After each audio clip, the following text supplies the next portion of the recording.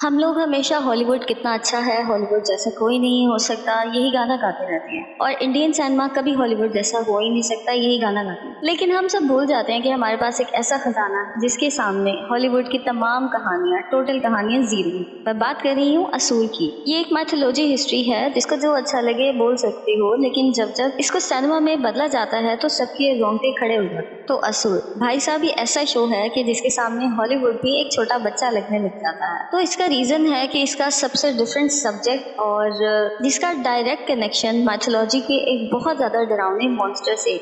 हाँ, तो आपको बताती चलूं कि 3 साल के इतने लंबे अरसे के बाद असुर का सीजन 2 रिलीज हो गया है और फाइनली इसके 2 एपिसोड जियो सिनेमा पर आए हैं। तो दोस्तों बस 1 मिनट का टाइम लूंगी, आपको एक छोटी सी कहानी सुनानी है कि ये असुर क्या है, क्यों है, कौन है, ये सब समझ जाओगे आप। तो मंथन का नाम तो आपने सुना ही होगा या पढ़ा होगा इसके बारे में, जिसमें एक तरफ देवता होते हैं और दूसरी, लेकिन इस मंथन में हलाहल नाम का एक विष निकल पड़ा जिसके बारे में विष्णु जी को पहले से पता था, लेकिन उन्होंने इसके बारे में बताया किसी को नहीं था। तो दोनों राक्षस और देवता इस हलाहल से डर गए। तो भगवान शिव ने इस अमृत को खुद ही पी लिया, जिसे माता पार्वती ने शक्ति बन के इसको गले में ही रोक दिया। लेकिन इस सब के बीच में ना हलाहल की कुछ बूंदें कली पुरुष नाम की एक राक्षस के मुंह में चली गई, जिसकी वजह से उसका पूरा शरीर नष्ट हो गया, यानी बर्बाद हो गया। बट एंड में जब इस मंथन से अमृत बाहर निकला तो उसकी कुछ बूंदें समुद्र में गिर गई। कहा जाता है कि कली पुरुष जो है वो धीरे धीरे आहिस्ता आहिस्ता अपनी रियल फॉर्म में आ रहा है, लोगों को अपने कंट्रोल में किया हुआ है।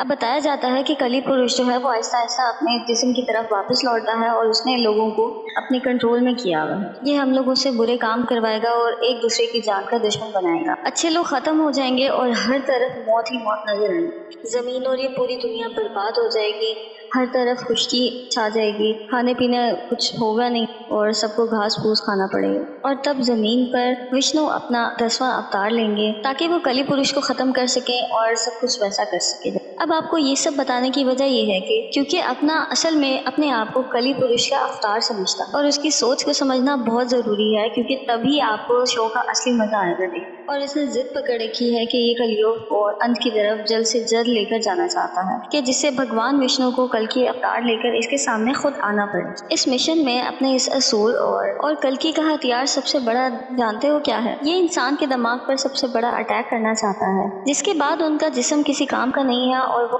खुद ही खत्म हो जाएंगे, जिसको वो कभी रोक नहीं पाए और उल्टा अपनी कीमती चीजें भी खो बैठे। लेकिन सीजन 2 का सबसे बड़ा ट्विस्ट जानते हो क्या? जब आप मिरर लगा के इन तीनों देवताओं की तस्वीर देखोगे ना तो उनमें आपको असुर की परछाई दिखाई देगी। बट आप लोगों को एक छोटा सा हिंट दूंगी मैं कि इस कली पुरुष और असुर का वध करने वाला कली पुरुष भी एक अवतार ले चुका है। बार बार इसका चेहरा आपकी आंखों से गुजरा है, लेकिन आप इसको पहचान नहीं पाओगे। सीजन 1 में सबसे बड़ा सवाल ही यही था कि असली शुभ कौन है, और अब सीजन 2 में ये सवाल बदल जाएगा कि भगवान विष्णु का असली अवतार कौन है। लेकिन असुर 2 के मेकर्स ने इसको पहले से भी 100 गुना ज्यादा अच्छा बना दिया है। अभी आपको इसके बारे में समझ नहीं आएगी ज्यादा, लेकिन धीरे धीरे जब आप ये पूरा सीजन देखेंगे तो फिर आपको ये बहुत पसंद आएगा और बहुत इंटरेस्टिंग लगेगा। स्पेशल कहानी लेकर आए हैं ये लोग, जिसके साथ बहुत ड्राउनी राइटिंग का भी इस्तेमाल किया गया है, जिसमें डर, सस्पेंस और थ्रिल सब कुछ भरा पड़ा है। स्पेशली असुर 2 का लास्ट एपिसोड है जो उसमें तो आपकी सांसें ही रुक जाएंगी। इसीलिए कह रही हूँ कि शर्त लगा लें कि आपने ऐसा क्लाइमैक्स इंडियन सिनेमा में पहले कभी नहीं देखा होगा। वैसे इस शो की सबसे बड़ी ताकत पता है क्या है?